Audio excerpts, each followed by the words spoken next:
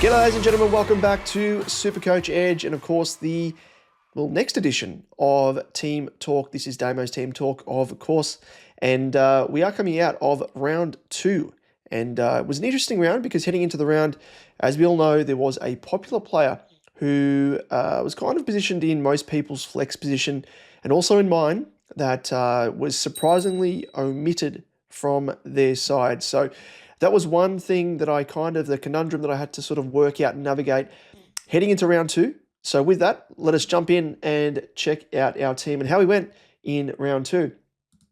So ended up scoring as you can see here, 1,929 was the top 15% ranked score. So the average for the round was 2,022, which I'm pretty surprised with considering it is best 18. And I thought 1,900 would probably be closer to par, just looking at the scores from other teams of the leagues that I am in.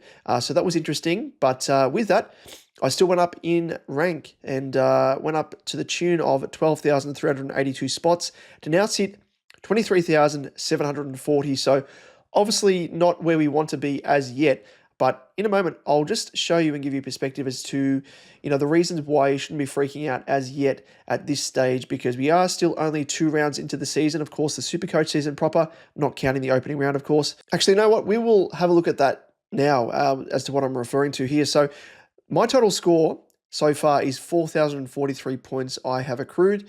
If you compare that to the guy that is ranked, actually there's 2 that are equal ranked 100. That is Diego's Dogs, Adam's team, and Gaunt Father Part 3, Nathan's team. They're both on 100th rank with total points of 4,324. So virtually in that perspective, 280 odd points is what is separating being ranked top 100 compared to being ranked where I am at 23,740. So really, that difference in score is probably a round's score if you score quite well, or even you count it round and a half, potentially not 2 rounds, because I think you can easily make up that points difference in 2 rounds, most definitely. And of course, as I said, it is top 18. So in that perspective, I wouldn't worry as much. And again, hopefully that gives you a little bit of, perspective on things and where things lay at the moment. So the main thing is having the right structure, which I will speak a lot about in my team talks, but I do it for good reason, because without that structure, you're going to falter and fall away very, very quickly. And with that is the reason why I am very confident in my team, in the fact that I will be able to make up rank very, very quickly. And especially this week, because after this round, or heading into round 3, after round 3, that's when prices change more often than not, of course, because players will be playing their 3rd game, discounting, of course, those players that did play in round 0. So let's jump into my team and check out how I went line by line. So Harry Sheasel scored an 81 as my D1. Not the best, but again, high ownership, and those high ownership players, you just ride the roller coaster of them. If they have a down game, which by his standards, this is a down game, it's really not going to affect your ranking at all, really, given the fact he is high owned.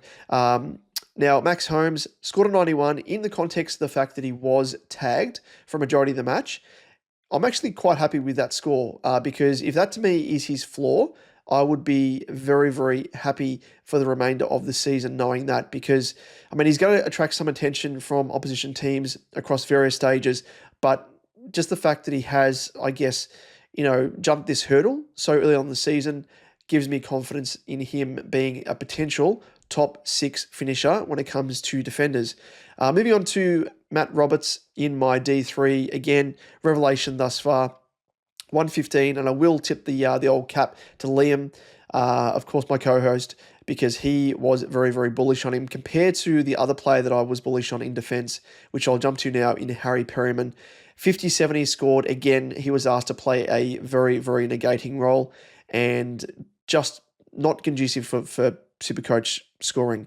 I will say, though, he does have the scoring potential up his sleeve, as we saw in the preseason and especially in round 0. But considering he has been called upon to play a pretty much 100% defensive game in the midfield, just as I said, not conducive to scoring and not a I guess, doesn't warrant a Supercoach selection off the back of that. So will unfortunately have to be a corrective trade off the back of that. But I will blame Craig McRae for stuffing his role around and us as owners as well. Jaden Short also in defence. The Burn Man, he strikes again, 71. I will admit that Port Adelaide did smash Richmond, but I thought because the ball would be down in their defence more often than not, that he might take some, half decent kickouts. I will jump across to DFS Australia just to see how many kick-ins he took. I don't think he took many from memory. He actually took the least.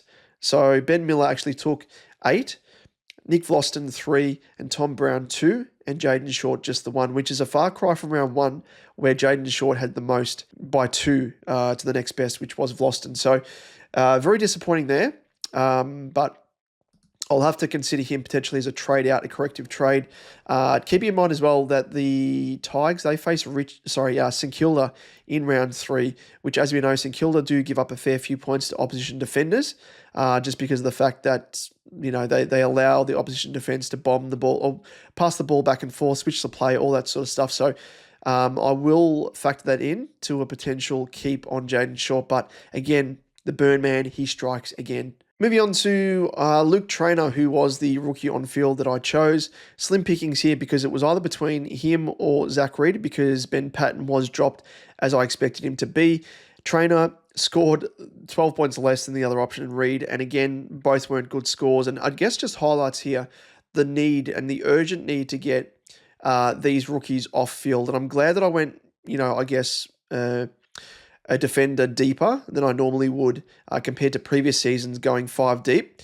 But, I mean, Perryman's been scoring pretty crap. He's been scoring like an equivalent rookie anyway, so hasn't really helped me. But, just the fact that we aren't flushed with decent rookie defenders, just, as I said, highlights that need to structurally fix up and strengthen that part of our team, which is something that I'll factor in when talking about trades a little bit later. But Traynor, 24, Zach Reid, the 36, and as I said, Ben Patton was dropped.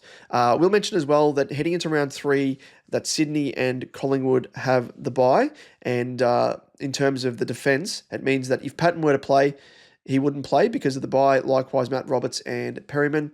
Moving on to the midfield now, and we do have Caleb Sarong. Only scored the 99, but in context of that, just perspective, he actually scored the 99 points after being tagged for virtually the entire game. So in context of that, and it's something we spoke about in the preseason with Sarong, the fact that he does have that ability to still score, decent enough despite being tagged. So heading into the game, the question was, the Swans going to tag Sarong or are they going to tag Brayshaw? They actually went for Sarong, and as I said, 99 points. You'll be happy with that considering that when he's not tagged, he can be pushing 130 plus. So we'll take that as a win compared to other players like a Will Day from the Hawks, who's been tagged the past couple of weeks and has struggled. So we'll take that as a win. The pink sweaty pig in Clary Oliver, he was snout in trough action here. 130, his biggest score for a little while, I think, even dating back to last year, and he looks to be well and truly back. So pig juice galore there being extracted, the absolute king himself. Moving on to Adam Chera, scored a 113, proving to be a very, very shrewd selection by us. Is in 14% of teams. I think that went up, that ownership from it dropped, surprisingly, which doesn't make sense by 0.1%, but scored a 106 and 113 now in his first 2 games for the season and looking very, very good.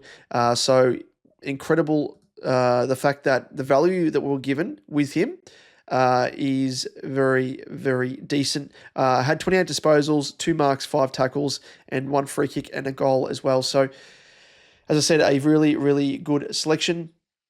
Moving on to Finn O'Sullivan. Now, these are the host of rookies that we have in our midfield, and I think he will have to be a corrective trade.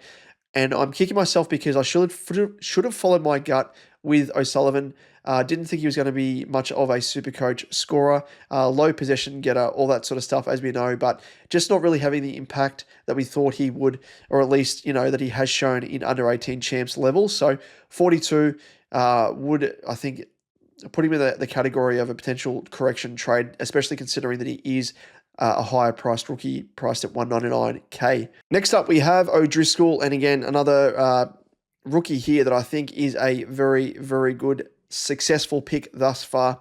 95 off the back of a nice score the previous round, which was 91. So showing a little bit of consistency here, and he had 25 disposals, 3 marks, 2 tackles. So a really, really good selection thus far. In terms of break-even, has a negative 75 break-even, and in 35% of teams, so a lot of people are on him already, but if you do fall on the 65% of the competition that doesn't own him, get him in negative 75 break-even. If he scores a 64 in round 3, he will go up 62.2K. So, it is a must-have cash cow. So, make sure to prioritize him. Next up, we have Elijah Sartis. Now, he scored a 78, but have a look at his time on ground. Again, he struggled for that. Just scratching my head as to what Brad Scott is doing. He's channeling his brother, I think, in Chris Scott. But Sartis, despite having 83 minutes time on ground compared to 74 the previous week, he was still able to get 25 disposals, 1 mark, 1 tackle, and kicked it behind as well. But 78 in that context, I think the points per minute actually won't be too bad if you look at it in that perspective. 0.9, so pretty good in that respect there. So getting good bang for buck. And if he can actually just have some more time on ground, he would be a very, very nice scorer, I think. So has saved himself there, because early on in the game against the Crows wasn't looking good at all. So we will take that as a win. The next rookie that we do have on field is Levi Ashcroft. So I probably should have mentioned what trades I did on the weekend, which I will use this as a bit of a segue. But Ashcroft was a trade in to my team, ended up scoring a 72, so around about expectations there, and looks like a must-have, 185.5k, negative 52 break even, and should go up around about 50k, going by what he is averaging at the moment, which is 78. So in 69 percent of teams, and if you don't have him in your team, I highly recommend him, because he's one of the more reliable on-field rookies. I think he can play on field week after week, whereas you're not sort of having to guess whether or not a player is going to score well enough based upon matchups and everything else. And in Sartis' case, time on ground. So he is a very, very nice selection. But I will say, in terms of the changes that I made, so I got rid of Sanders, who I spoke about in my Team Talk video last week, as someone that I was looking to get rid of. So went down that route, but I was actually looking initially at Bailey Smith, and of course he was a late withdrawal due to that calf niggle that he does have. So I pivoted from that and went to Levi Ashcroft, and he was always going to be my, I guess, one of my 2 trades.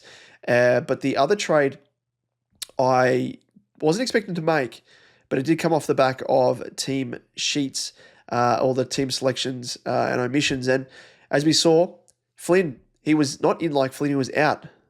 He was actually punted, which Liam and I spoke about in last week's episode. We couldn't really believe that West Coast would lose faith in him so quickly after literally 1 game.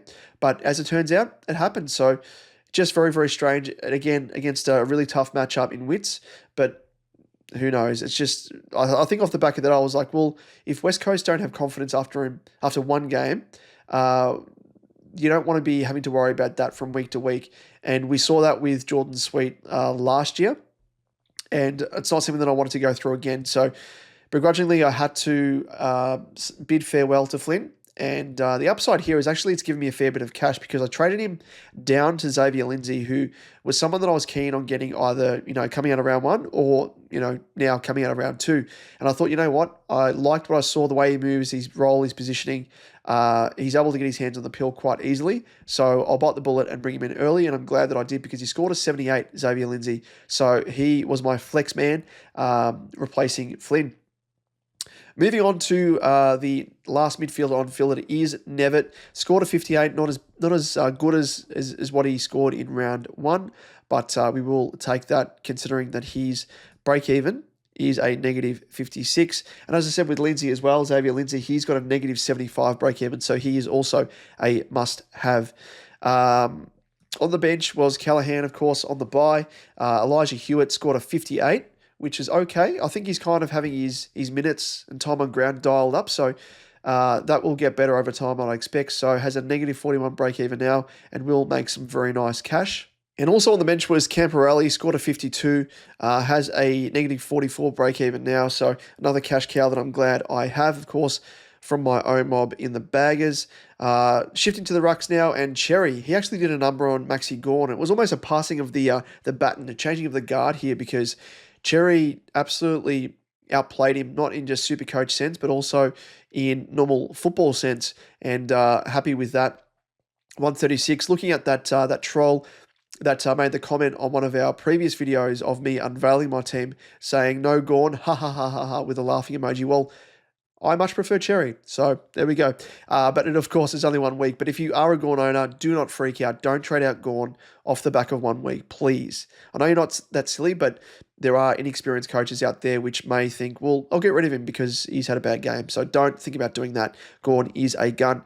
Moving on to my second ruckman in Tom De Koning, TDK, scored a 104, and really, really frustrating because he was stuck on the bench for 10 minutes in the last quarter. And again, I blame Michael Voss. What the hell are you doing, mate? Get the hell out of my team. That is Michael Voss, not TDK. So really did limit the amount of ceiling score that he probably should have had, because at three-quarter time, I think it was around about low 90s was his score. So to finish on 104 is pretty disappointing in that respect, but nothing against TDK. It was all Michael Voss because, hey, he thinks we got Paddy Cripps. He's our ruckman. We'll use him. Idiot. What an idiot. Oh, what a loser. Good. Anyway, let's move on from that. Harry Boyd, he was a surprise omission from the Saints lineup. Didn't play, but just presents us, as we spoke about, Liam and I, in a previous video, that if Boyd ends up getting dropped at any point, he now provides us with a suitable loophole option. So, especially considering we want to, max out on the amount of rookies that we have early part of the season to really maximize those cash cow potential players. It means that we've gone back to the traditional R3 being a, non-playing player. So not too perturbed by that. But let's move on to the forwards now. And Horton Francis, he was tagged and didn't have the best game, scored a 61, but again, high ownership and won't affect us too badly in that respect. Isaac Rankin was a bit of an interesting one, scored a 97, which was good, but was actually subbed in the third quarter because it was a strange one. He'd had some work on his hammy done on the sidelines, and then he went back on field and actually kicked a really, really beautiful goal. And then all of a sudden, he was subbed. So I think it was a precautionary sub, considering he did kick that goal and actually was moving quite well. But I think considering the scoreline with the Crows, that they were like, you know what, let's just put him on ice and make sure that he doesn't do any actual damage to his hamstring. Considering late last year, he did have a few issues. Moving on to Jack McRae, and what can we say? The man is back. 162. That's the highest score I think he's had in almost all of last year, I reckon. I don't think he hit those marks, and he hasn't for a couple of seasons because of Bevo. And you know what, Jack McRae, you have just flipped the bird, two birds, in fact, to Bevo, being like, this is what I can score when I'm actually played in the right positions. That's the impact I can have in a side like he did in St Kilda, and it looked incredible. Had one of the more impactful games that he's had in a long, long while in a football sense, not just Supercoach as well. So it looked really, really good. Alongside him, another ex-dog in Caleb Daniel, and he looked incredible as well. 116 he scored, and again, he's going to be a top 6 forward. There's probably no doubts about that. So it looked really, really good. Love that. Sam Powell-Pepper. Now, I know if you've been watching our, at least our first round 1 episode of Supercoach Edge, and if you haven't, go and check it out, and especially around about the 10-minute 30 mark, because we unveiled our new segment, which is called Round Remix. The reason behind that is because we are doing a parody video or parody song every single week. So it is a kind of a way to recap and remix the round that was by concentrating on a certain incident that happened or players or whatever. And we did a bit of a song on Powell-Pepper because of the fact that he did spud it up in round 1. If you listen to the lyrics in that video and that song, should we trade him or should we keep him? And I think that song, at least we'll say anyway, did motivate him to score a little bit better, perform a little bit better in round 2. But of course, Port playing Richmond, they absolutely smashed him. Scored an 83, good old SPP, Sam Powell-Pepper. And I'm glad that I kept hold of him because main reason being I was actually looking at trading him and had Flynn stayed in the side, I probably would have traded Pal Pepper because I was keen on getting Lindsay into my team alongside Ashcroft. So as it turned out, ended up being a very nice move to keep him. So SPP, you'll stick around for a little bit longer, mate. Connor Stone, he was obviously on the bye, but I used him as a bit of a loophole to have a look at the scoring of Davidson, who played early in the round. Scored a 72, so I thought, you know what, lock that in. And glad I did because he scored more than my other option, who is on the bench there up forward in Kako, who scored a 34. And as I said, Xavier Lindsay scored a 78 in my flex. Alrighty, it's time for that juicy part of Team Talk, and it is, of course, trade talk. So having a look down here in terms of the early moves that people are making of those players I have in my team, I think it summarises it quite well. They've got Perryman, O'Sullivan, Short, Patton, and Francis. Probably less extent, Francis. I don't think you should be getting rid of him, but at least the first 4 trades there, I do agree with to an extent. More so the first 3, Ben Patton's on a buy, so you probably don't need to get rid of him this week, given the fact that Riley Bice is the best rookie candidate that you could probably bring in, but he's on the buy. Outside of another guy who is the most traded in of those players I don't have in my team, of course, in Connor O'Sullivan, I should say, from the Cats. Should get prime opportunity now with Stewart out of the team for the foreseeable future and has a negative 53 break even. The second most traded in player is Bailey Dale, who is someone I'm looking at very, very closely here. Scored a 141 with a break even of 29. So could be a virtual, I guess, could turn into a keeper, but also could be a nice little sort of cash rider to a genuine primo if we sort of want to ride him. And then if he drops off, trade him down the track. But I do like the look of him. Another Bulldog that I was looking at closely is Joel Frazier, potentially is a bit of a starter in my team. Has a negative 1 break even, so probably even more so for him is a bit of a, I guess use him as a surfboard in a sense and ride his cash wave that he should be able to generate. Then we have Jack Henderson, 99.1, who I also like the look of. Negative 71 break even, right up there in terms of the best break even of the cash cows on offer. So don't mind him. Bottom price 99.1k. So if you need to make some bank, he's a very good way to do it. And likewise as well, Dane Zorko is the 5th most traded in at 595.1k, but will go up in price. You would think has a break even of 59 heading into round 3. So with that, which way will we land? Well, let's just adjust our team in terms of the ins and outs. So Callahan does come back. So let's bench O'Sullivan for the time being. And I mean, not ideal to have 4 rookies on field in the midfield, but of those rookies that are on field, I am content in terms of their ability to score well enough. And that is O'Driscoll, Ashcroft, Nevitt, and Sartis. So that's not too bad. In terms of the primos, we have Sarong and Oliver, and then the mid prices in Chera and Callahan. So those guys should make some cash as well and be again, nice little cash generators for us. A nice little surfboard. We'll ride their cash wave and punt them potentially for better options. But I am bullish on both Chera and even more so Callahan being potential keepers. I think all eyes are on the likes of Connor Stone. Is he going to keep his spot in the Giants team after their bye? We'll have to keep watch on that. If he is dropped, not the end of the world because we can use him, as I said, as a bit of an ongoing loop between Kako, Davidson and Hewitt, who does have that mid-forward eligibility, who's currently in my midfield on the bench. So I don't mind that if that is the case, and we might just hold him for that strategically. But I think, as I said, from the start, that the defense is something that I think we need to really address. We're happy with Sheasel, we're happy with Holmes, happy with Roberts, but Short has fallen short. Ding ding. Pardon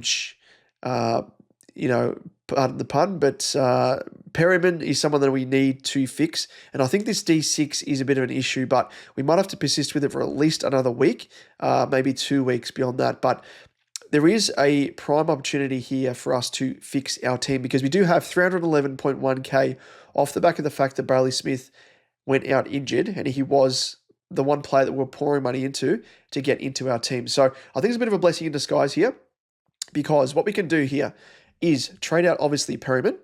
So there's 2 guys we want to get rid of. Perryman, potentially Short, and I think in terms of rookies that are the least strong, obviously Patton, but he's on the bye, so we have to kind of I think when it comes to rookies and correcting rookies, as I said earlier, the higher priced rookies that aren't performing well are much more urgent to get out of your team compared to a lower price rookie like a Patton who's 66, odd K cheaper than O'Sullivan, because O'Sullivan could potentially drop in price. So O'Sullivan, just for example here, has a break even of 19. So he could realistically start dropping in cash as soon as in 2 weeks' time. So not ideal if that happens.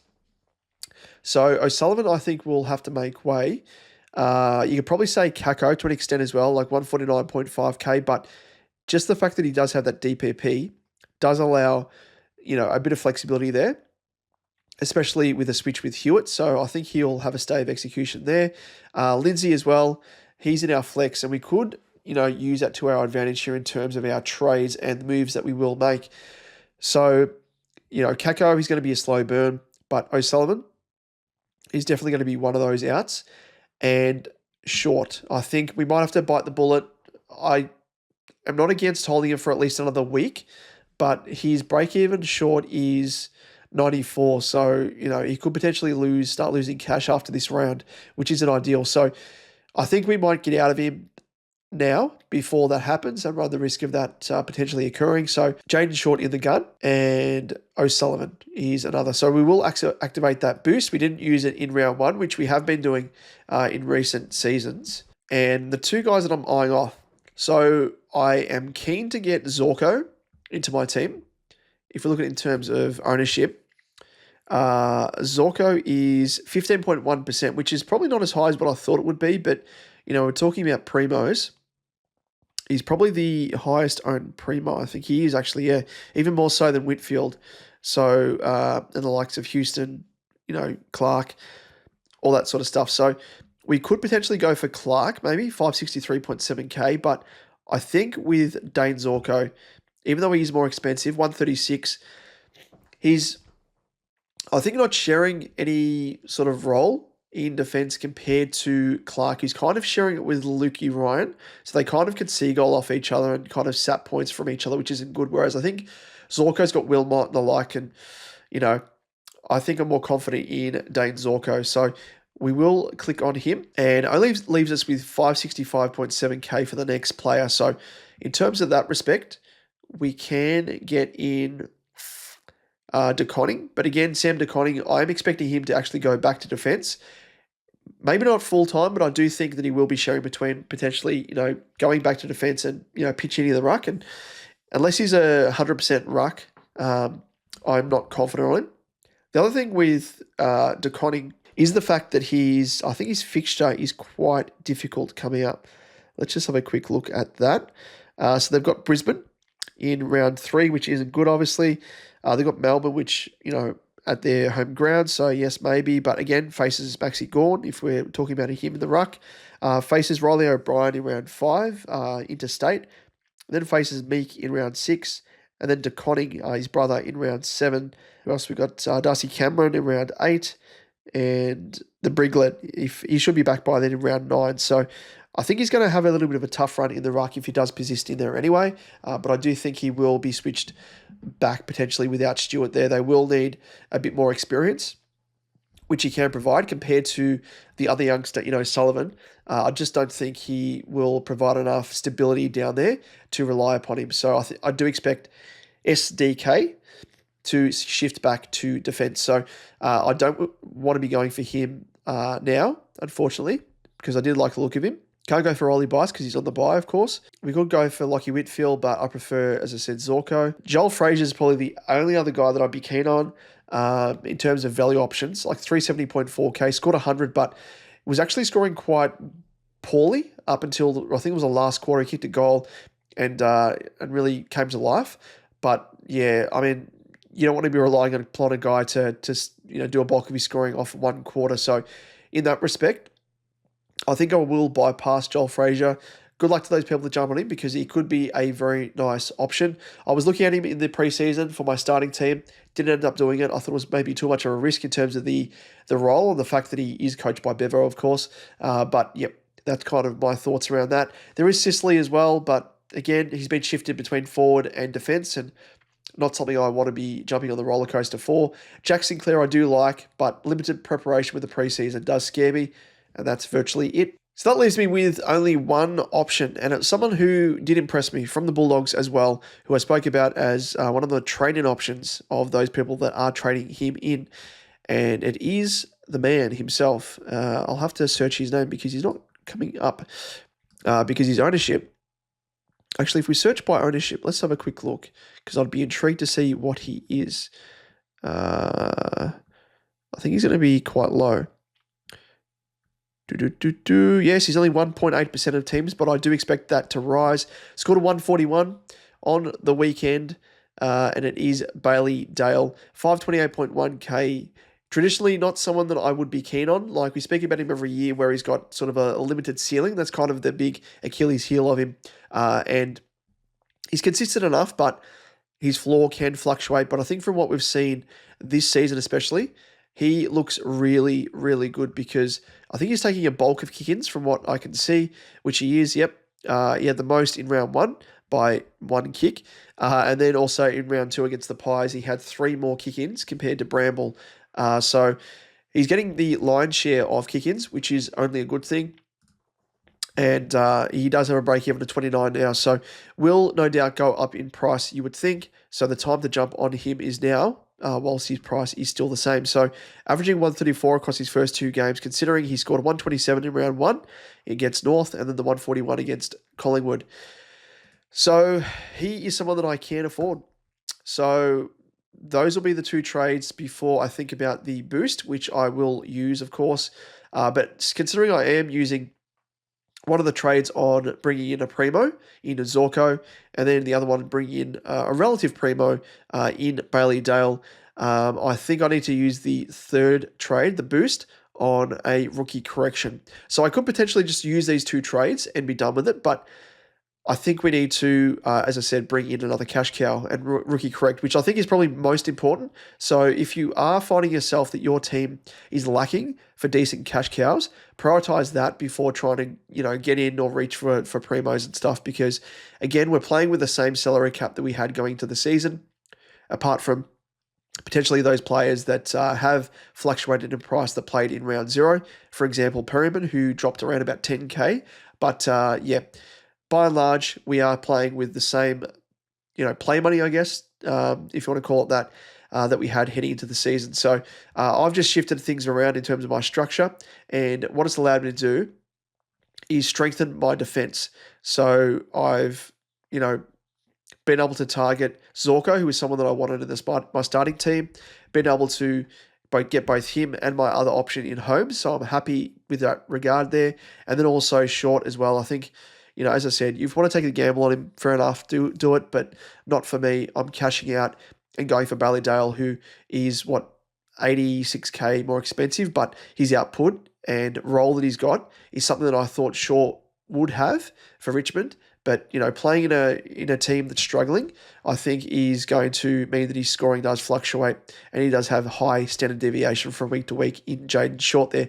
So Dale, he comes in. Now, left with 37.6k in the bank. So that can be put on the head of another rookie to potentially trade up a rookie to go for a higher price rookie, or I could potentially trade a higher price rookie down in order to make bank, which is something I think I would want to do. With Finn O'Sullivan being priced at 199k, I want to kind of go into the next round with a bit of trading cadence. And you would have heard if you tuned in last year, I use that phrase a lot. Virtually what it means is having enough money in the bank to then trade, put that on the head of a player, to then trade in a better player and upgrade my team progressively. And every single week, I attempted to have a trade up, trade down in order to allow me to have money left over in the bank for the next week's trades. And that's the trading cadence that I am kind of referring to here, if that makes sense. So I think Finn O'Sullivan is my ticket to that. So he will go out. Now, it's a very, very interesting way that I'm going to do this. I'm going to utilize the flex in trying to get this rookie into my team. So the rookie that I'm most keen on, now if we have a look, we just filter it by break-evens. You can see here the players that I don't have that have the best break-even are Riley Bice, who's on the bye, who I will get next week. Jack Henderson, -71. bottom price 99.1k. Then the next one is Connor O'Sullivan, who I think will help my defense. And that's what I was talking about earlier with regards to that D6 position being a bit of a no man's land, because we have to choose between Zach Reed and Luke Trainer. Now, I am keen on using Patton as a bit of a loop, potentially, depending on who plays first between Trainer and Reed.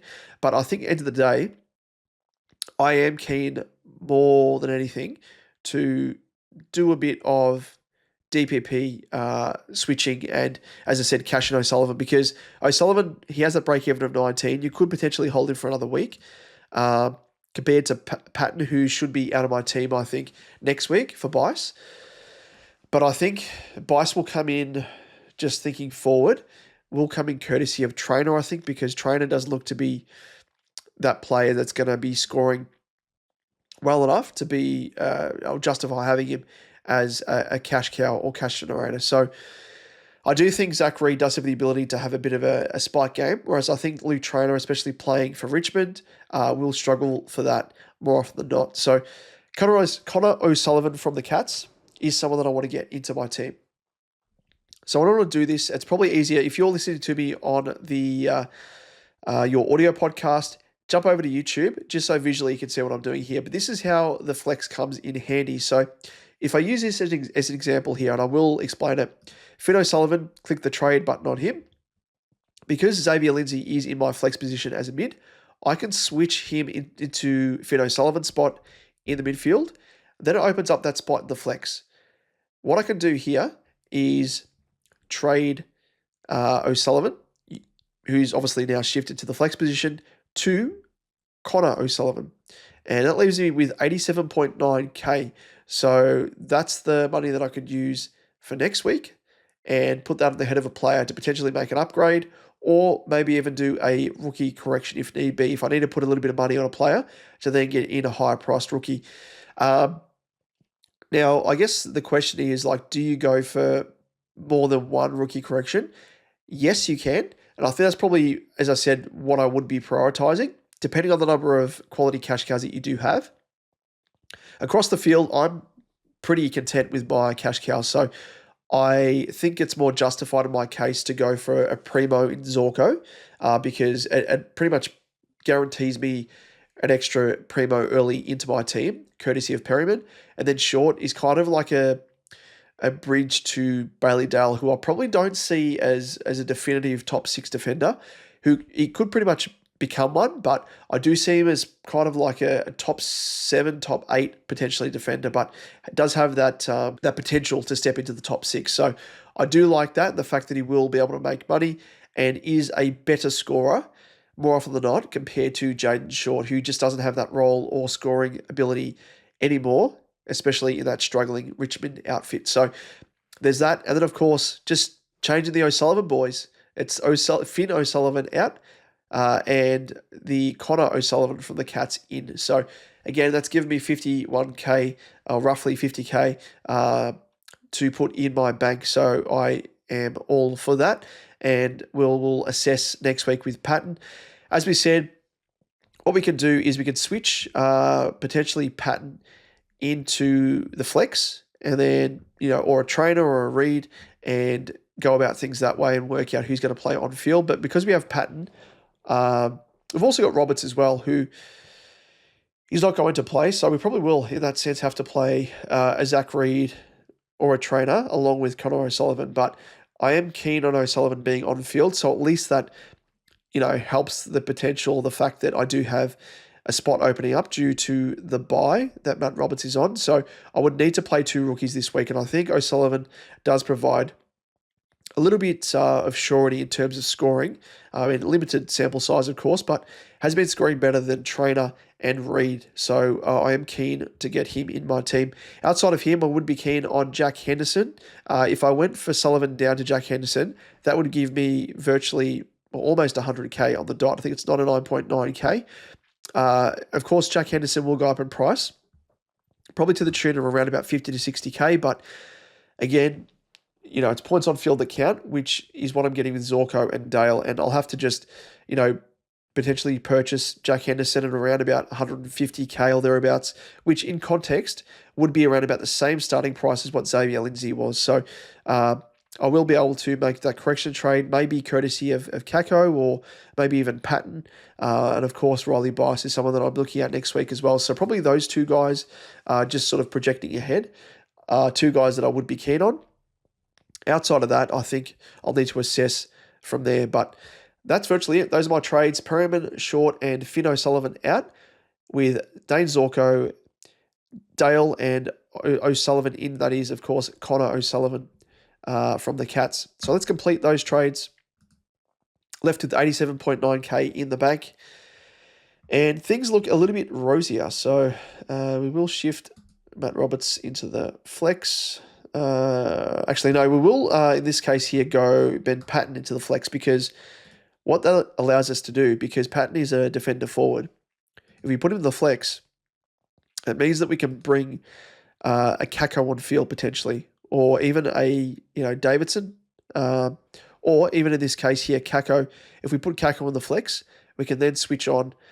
Actually, that's probably a better deal, because then we can put Xavier Lindsay back in the flex. So, gee whiz, things have flipped around here. So this probably doesn't make any sense whatsoever how I'm explaining this in the audio podcast sense. So again, if you do have a chance, check out our YouTube version of this Team Talk episode, because you will be able to visually see the switches that I'm making. But again, it just exemplifies the amount of, I guess, flexibility in a sense. Like, it's called flex for a reason, because it allows you to trade and shift players around that have DPP so much more freely compared to previous seasons. So again, this has allowed me to bring another rookie, O'Sullivan, into defense, and has overhauled my defense, because now I've got Dane Zorko, Dale, alongside Sheasel, Holmes, and the rookies in O'Sullivan, Trainer, and Reed, and also Matt Roberts as well, who would be on field. So in a normal week, I'd have Sheasel, Zorko, Holmes, Dale, Roberts, and then that D6 position is still the rookie position. But when we get, I think, Riley Bice in the team, Connor Sullivan, if he can actually, be consistent in his decent scoring that he is having as a rookie, he, presents as a decent D6 as well. But those are my trades. Those are the moves, the shifts. Hopefully that does make sense. So Ben Patton actually does provide a little bit of flexibility there, that's for sure. And I wouldn't be able to do these trades without him. So I am thankful that he does have that DPP. Let's move on to just quickly in terms of the loopholes off the bench. Well, it looks as though that obviously Roberts in defence, we're talking about here, he is on the bye. So we will potentially use him as a loophole for Zach Reed, who plays first up against Port. So I'll put the emergency on Reed on the bench. If he scores well, I'll put Matt Roberts on field to claim his score. Otherwise, Luke Trainer can stay there for now, which isn't ideal, but we'll just have to make do for the time being. Thankfully, it is best 18, so that will save us. But the aim here is to get that D6 position fixed after the buys, or at least until, when the early buys finish. We want to have that position a little bit more assured, that's for sure. But when Roberts comes back next week, that will allow us to choose between a Connor O'Sullivan, and also a Riley Bice, who will be in our team. Looking at the midfield now, and I think who plays first? So Camporelli plays first. There isn't any guys on the bye in the midfield for me, so I will need to, I guess, work out as to who I have as the emergency or who I play on field. So, sorry, Kako plays first for the Dons. Then it's Campo, and then it is Hewitt who plays the last game of the round. But as I said earlier, O'Driscoll, Sartis, Ashcroft, and Nevin, I'm confident most in them to score well enough as on-field players. Moving to the rucks, of course, just set and forget Cherry and DeConning. That's the beauty of having two strong rucks. And then the forwards, we have Ben Patton there, and we can use him as a bit of a loophole. Obviously, Patton not playing from Sydney on the bye. And we could probably choose between Davidson, who plays the second game, and Connor Stone, who plays the third last game of the round. So Davidson does have the emergency there on the bench. And as I said, if he scores well, Patton comes on field and we can claim his score then. Otherwise, we will play Connor Stone. And then in the flex, Xavier Lindsay, got to go with the rookies in form, and he's definitely one of those. So that is pretty much the way that I'm structuring up. Let's quickly just round out in terms of captains and vice captains. We will, of course, go into greater detail in our proper episode for round 2 of Supercoach Edge, so make sure to check that out because, of course, we do have Aim the Captain Now captaincy segment, which we go through the top 4 or 5 picks to help you decide. But I think Cherry, who's he playing? Rolly O'Brien playing the second last game, so you could potentially put the the captaincy on him. In terms of the VC, Diego De Conning against English, maybe. I think, did he score well enough in his last game against them? He's got a 95, so yeah, okay, not the best. Do we go for a Zorko, our new recruit, against Geelong? Maybe. Bailey Dale plays the second game early enough. Yeah, I'll have to look at this in a little bit closer detail, but potentially Zorko against the Cats. Because I don't think they could have a run with play with him, but probably more so Neil. We'll have to look at that. Could be Mark O'Connor, potentially, being that run with player. But for the time being, we might put the VC on a new recruit in Zorko. And then we'll put the C on Cherry. Or we could go Sarong. I think he's playing, West Coast. Last game of the round, do they potentially tag him? Maybe. He scored 111, 117, and 146 in his past 3 against West Coast, so don't mind him, but that tag risk does worry me. Or we could go Jack McRae against Richmond. I don't mind him. You could also go for Horn Francis as well, playing the first game against Essendon, but do they have like a Durham or someone that has a run with roll with him, considering that he has been impacted in recent rounds, Horn Francis, by the tag? Maybe. So I might go left of centre here and go for McRae as the VC into either Cherry as the captain. How did he score against Adelaide last time? 103 last season. And Zorko against Geelong. Oh, he scored 130 in round 6 against them. Where is this being played? I think it's at the Cattery, is it? No, it's at the Gabba. So maybe I'll go for Zorko, the new recruit, as the captain. But either between Zorko and Cherry, I think. But that's pretty much it. That is my team, ladies and gents. That's how I structured up. Those are the trades that I made last round. Those are the trades that I'm making.